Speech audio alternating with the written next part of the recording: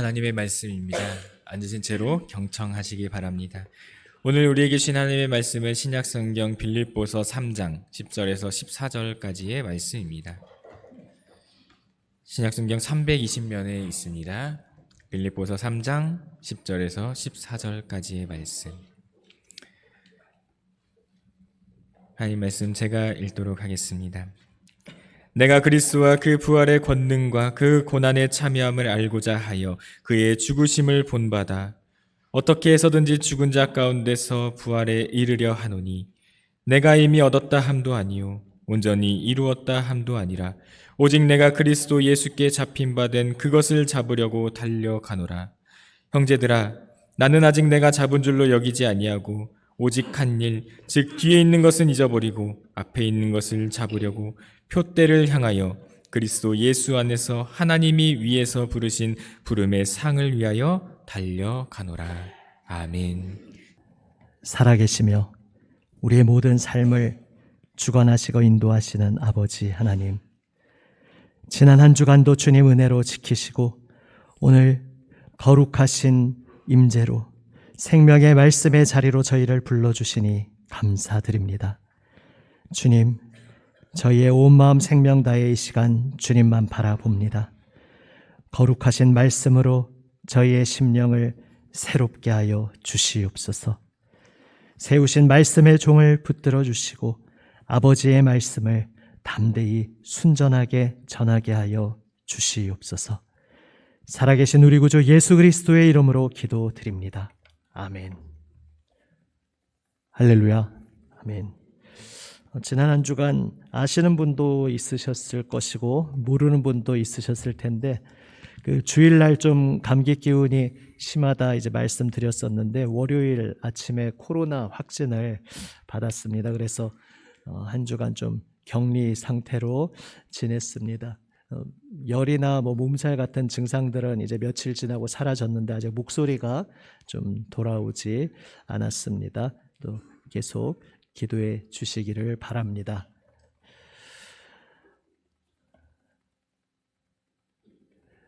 그런 질문을 받은 적이 있습니다. 예전에 다른 교회에서 섬길 때 아마 청년이었던 것 같은데요. 정확히 기억은 안 납니다.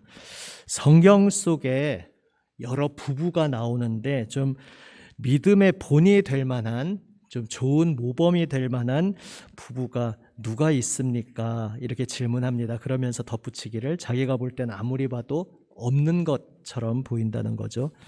그래서 가만 생각해 보니까 정말 찾기가 쉽지 않았습니다. 일단 성경 시작하는 창세기의 족장들 예를 보더라도 아브라함과 사라는 확실히 금술은 특별했던 것 같습니다. 비록 인간적 방법으로 자손을 낳으려 할 때 하가를 취하기도 하지만 정식 처는 아니었고 나중에 사라 사후에 이제 두 번째 처를 얻는 장면은 나오지만은 사실 고대 사회에서 아이를 못 낳는 상황이라면은 여러 아내를 두던 그 당시 관습 속에서 그럴 법도 한데 그렇게 하지 않았던 것이 좀 특별함으로 보이기는 합니다. 하지만 그 가정이 그렇게 늘 평온하기만 했던 것은 아니고 결정적으로 둘의 관계에 있어서도 처음부터 일부러 그렇게 하려고 했던 것은 아니지만 결과적으로 누이라고 속이면서 결과를 예상할 수도 있었겠죠.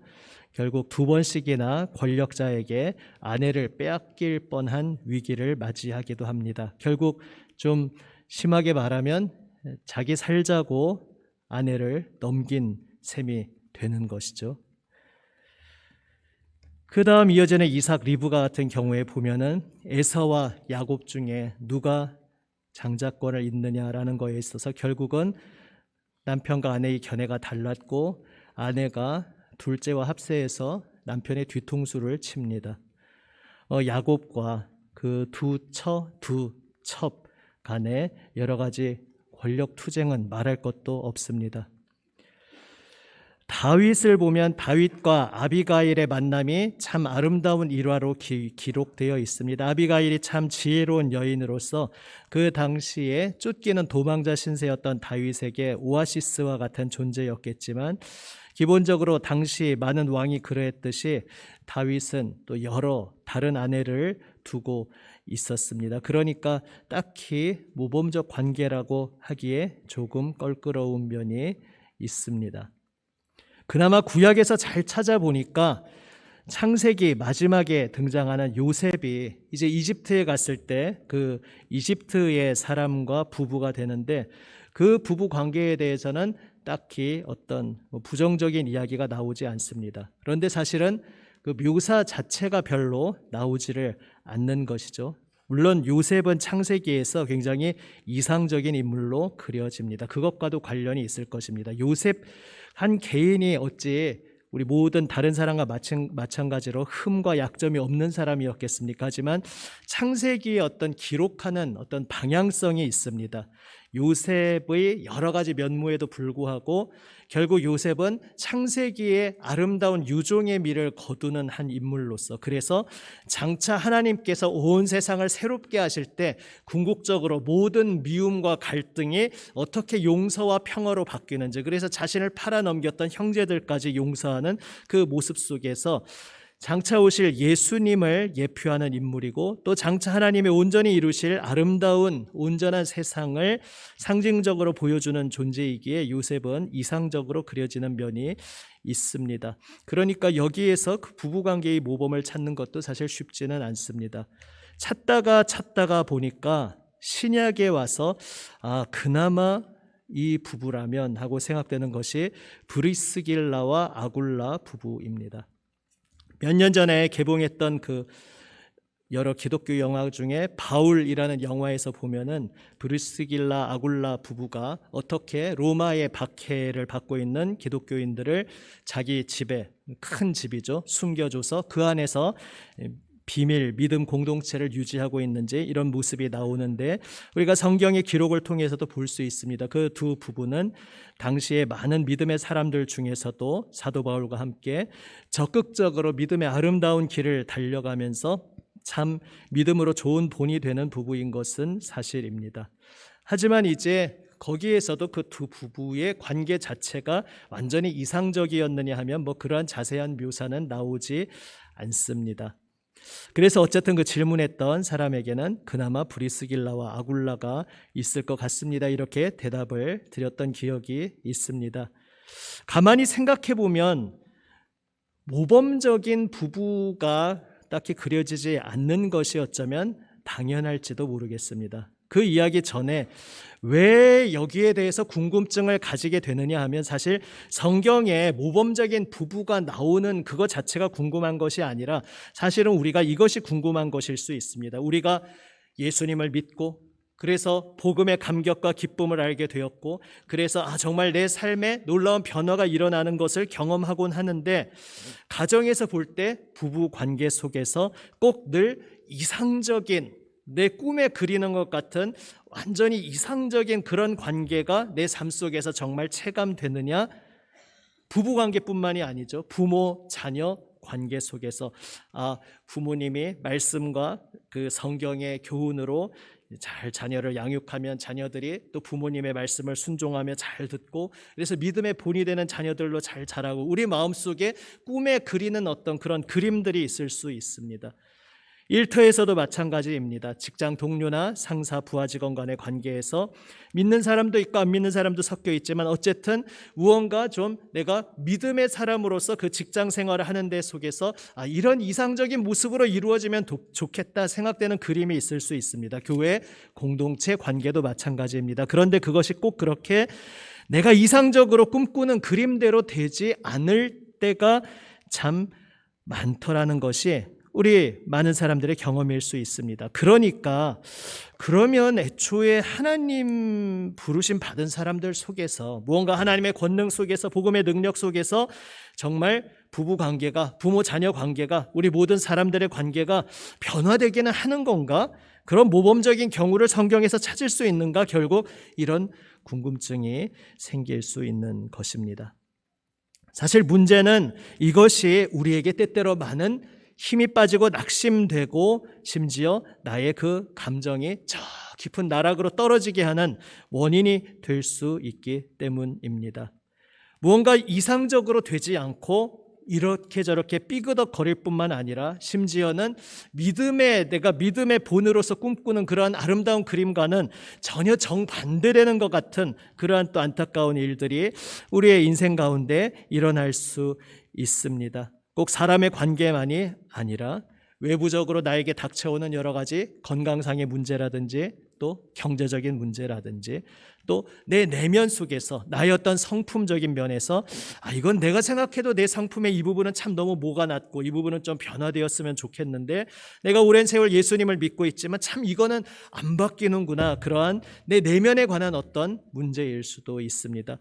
여러 가지 면에서 내가 꿈으로 그리는 이상적으로 생각하는 것처럼 되지 않는 것 때문에 무언가 마음에 힘이 빠지고 낙심되고 또 주저앉아 쓰러져 버리는 일들이 우리 속에 있을 수 있습니다. 그러한 우리에게 오늘 빌립보서 말씀을 통해 사도의 입술을 통해 주님께서 우리가 달려가는 이 복음의 여정의 중요한 한 측면을 말씀하고 있습니다. 오늘 본문 말씀 13절에 형제들아 나는 아직 내가 잡은 줄로 여기지 아니하고 말씀하고 있습니다. 아직 무언가 잡지 못했다는 것입니다. 사도 바울이 이런 얘기를 했다니. 무언가 늘 우리가 복음서나 서신서에서 많이 듣게 되는 말은 이미 영생을 얻었다, 이미 복음의 능력을 받았다, 이미 하나님이 우리와 함께하고 계신다, 주님께 부르짖으라 응답하실 것이다. 이러한 이야기들이 우리에게 기쁨으로 다가오고 그런 것들이 인상적으로 다가옵니다. 그런데 그런 이야기들과는 조금 반대되는 것처럼 보이는 이야기입니다. 잡은 줄로 여기지 않는다. 그래서 나는 앞에 있는 것을 잡으려고 지금 달려가고 있다 말씀하고 있습니다. 그런데 여기에서 사도 바울의 어조는 내가 아직 잡지 못해서 괴롭다라든지 낙심이 된다라든지 실망이 된다라든지 그러한 어조로 말하고 있지는 않은 것 같습니다. 오히려 아직 잡지 않았지만 그래서 나는 잡으려고 달려가고 있는 여정 중에 있고 이 여정 중에 있는 내가 감격 속에 이 길을 달려가고 있다. 그러한 어조를 우리는 느낄 수 있습니다. 이 비밀을 우리는 바로 앞에 12절에서 발견할 수 있습니다. 12절 말씀에서 역시 내가 이미 얻었다 함도 아니요 온전히 이루었다 함도 아니라 말씀하고 있습니다. 아직 얻지 못했다. 아직 온전히 이루지 못했다 이렇게 말하고 있습니다. 그런데 그 다음에 무엇이라 말합니까? 오직 내가 그리스도 예수께 잡힌 바 된 그것을 잡으려고 달려가노라. 나는 아직 잡지 못했지만 내가 잡지 못해서 그러면 지금 저 허공에 알 수 없는 곳에 미지의 곳에 무언가 내가 잡아야 할 것이 있느냐? 그것이 아니라는 것입니다. 어떤 불확실한 자리에 애매하게 있는 것이 아닙니다. 나는 아직 잡지 못해서 그것을 잡으려고 달려가는데 그것이 나의 주 그리스도 예수님께 이미 붙잡혀 있다. 이것을 말씀하고 있습니다. 10절부터 다시 보시면 내가 그리스도와 그 부활의 권능과 그 고난의 참여함을 알고자 하여 내가 알기를 원한다. 그리스도 그분 자체를 알기를 원한다. 그리고 그 부활의 권능을 알기를 원한다. 그것을 위해서 그의 죽으심을 본받아서 죽은 자 가운데서 어떻게 해서든지 부활에 이르려 한다 말씀하고 있습니다. 여기서 어떻게 해서든지 부활에 이르려 한다고 하니까 마치 우리가 예수님 부활에 동참하는 것이 내가 별짓을 다 하고 안간힘을 써서 수단 방법을 안 가리고 어떻게 해서든지 내가 부활에 이르려고 한다, 꼭 이런 뜻 같지만 사실 그런 뜻은 아닙니다. 많은 고난이 있지만 많은 역경이 있고 그것이 사람의 마음과 사람의 비전과 사람의 힘으로는 넘어설 수 없고 이겨낼 수 없는 것 같은 그러한 역경과 고난일지라도 그 모든 어떤 고난이 오더라도 그 모든 것을 뚫고 그 모든 것을 뚫고 나아가서 나는 마침내 부활의 그 영광의 소망의 자리에 이르게 될 것이다. 이 소망을, 확신을 말하고 있는 것입니다.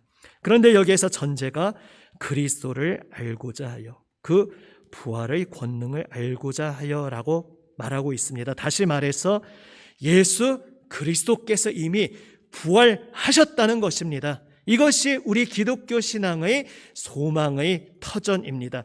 예수님이 우리를 위해 죽으셨지만 장차 언젠가 부활하실 겁니다. 성경은 이렇게 말하지 않습니다. 예수님이 우리의 죄를 위해 죽으시고 3일 만에 이미 부활하셨습니다. 이것을 성경은 말씀합니다. 확실히 일어났습니다. 예수님께서는 사망과 죄의 권세를 깨트리시고 이미 부활하셨습니다. 부활 승리하심으로써 예수님 손 안에 모든 약속이 다 잡혀 있다는 것입니다. 예수님께서 장차 재림하시어 새하늘 새 땅을 이루실 것인데 그 모든 온 우주, 온 세상 만물의 미래가 이미 예수님 손 안에 붙잡혀 있다는 것입니다. 나는 내 미래를 알 수 없고, 나는 내 미래가 아직 손에 잡히지 않은 것 같고, 나는 내가 궁극적으로 도착해야 할 그 도착지에 아직 도착하지 않은 것 같지만 나의 미래는 이미 예수님 손 안에 붙잡혀 있다는 것입니다. 그러니까 이렇게 적용해서 표현할 수 있습니다. 내가 나의 가정에서, 나의 일터에서, 나의 교회 공동체에서 내가 이상적으로 꿈꾸고 그리는 관계들이 아직 이루어지지 않은 것 같고, 심지어 그것과는 반대로 지지고 볶는 많은 일들이 일어나는 것 같아서 마음이 속상하고 낙심이 될지라도 내가 거기 아직 도착하지 않았을 뿐, 그것이 아직 내 손 안에 잡히지 않았을 뿐 이미 예수님 손 안에는 그 미래가 다 붙들려 있다는 것입니다. 확실한 미래가 보장되어 있다는 것입니다. 죽으시고 부활 승리하신 예수님 안에 내가 꿈꾸고 이상적으로 그리는 마침내 모든 갈등과 모든 오해와 모든 다툼이 다 사라지고 온전히 서로 사랑으로 용납하고 이해하고 끌어안는 그 모든 것이 완성되는 그 새하늘 새 땅의 온전한 모든 관계의 완성이, 내 내면에 모나고 부족한 것들이 이제 예수 그리스도 안에서 온전히 변화받아 온전히 새롭게 될 그 모든 것들, 지금 나의 마음을 짓누르고 힘들게 하는 육신의 문제라든지 재정적인 문제라든지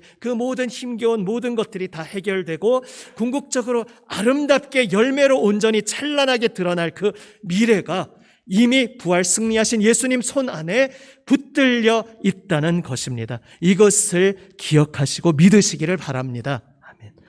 그래서 우리는 소망을 가질 수 있습니다.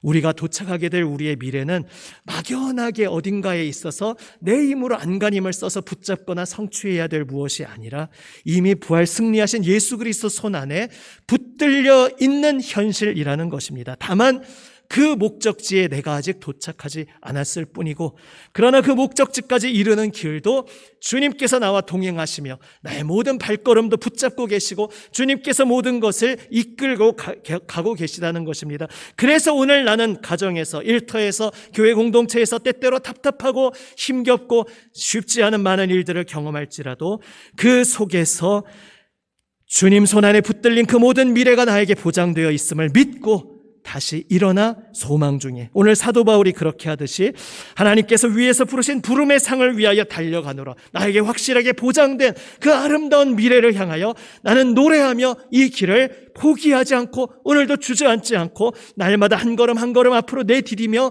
나아갈 수 있습니다. 노래하며 확신 가운데 갈 수 있는 것입니다.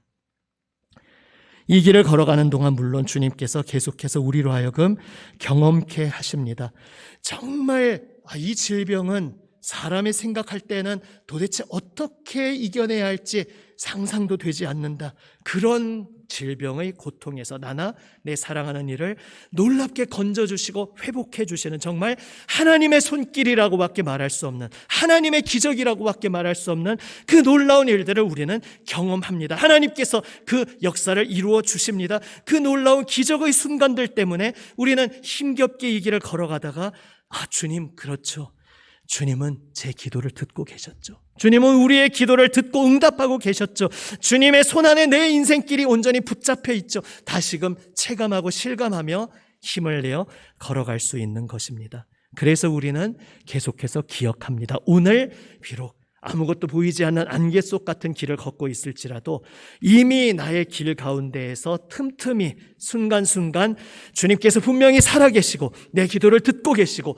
이 삶을 주관하시고 역사하고 계시다는 것을 분명히 보여주신 순간들을 우리에게 경험케 하셨습니다. 그 순간들을 잊지 말고 계속 떠올려 기억하시기를 바랍니다. 그 모든 일들은 나의 미래가 이미 예수님 손안에 붙잡혀 있다는 것을 우리에게 틈틈이 보여주시는 증거였던 것입니다. 이 세상 부부, 성경에 많은 부부들조차도 모범적으로 이상적인 부부는 없었을지 모릅니다.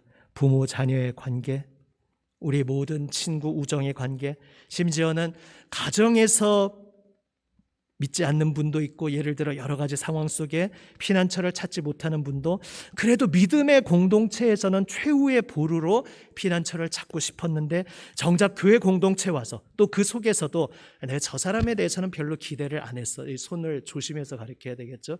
저 사람에 대해서는 별로 기대를 하지 않았어. 뭐 예를 들어 여러분에게 그런 사람이 있었다 할지라도 그게 아니라 저분 때문에 내가 교회 나올 맛이나, 그래도 저분을 보면 참 내가 이 믿음의 길을 가고 있는 게 힘이 돼라고 철석같이 신뢰했고 내가 기대고 의지했던 어떤 분으로부터 상처를 받거나 배신감을 느낄 때는 더욱더 우리에게 낙심과 좌절이 클 수 있습니다.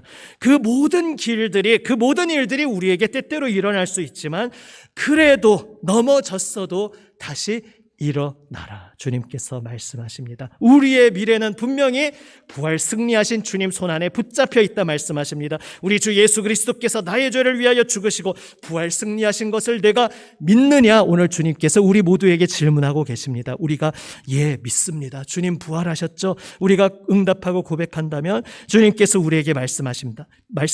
그렇다면 너를 위해 죽고 부활 승리한 예수 그리스도 그 손 안에 너의 모든 완성이, 너의 모든 승리가, 너의 모든 온전한 미래가 다 그 손 안에 붙들려 있다는 것을 믿으라. 믿고 그 주님 손만 의지하여 이 길을 계속 나아가라. 멈추지 말고 계속 걸어가라. 우리 주님께서 말씀하고 계십니다. 주님의 사랑받는 여러분, 우리가 걸어가는 길 참 쉽지 않습니다. 얼마 전에도 그 마라톤을 소재로 하는 영화가 개봉했는데요. 저는 그 손기정 선수가 일제시대 때 참 그 시상대에 올라서도 온전히 기뻐할 수 없었던 그 에피소드는 국민이라면 다 아시는 이야기 아닙니까? 그런데 부끄럽게도 그 뒤의 일은 잘 모르고 있었습니다. 아마 우리 중에서도 모르는 분들도 있었을지 모르겠습니다. 해방 후에도 또 제자를 양성해서 또 대회에 참가하고 또 그 속에서도 여러 가지 일들이 있었구나, 그것을 통해서 알게 되었는데요.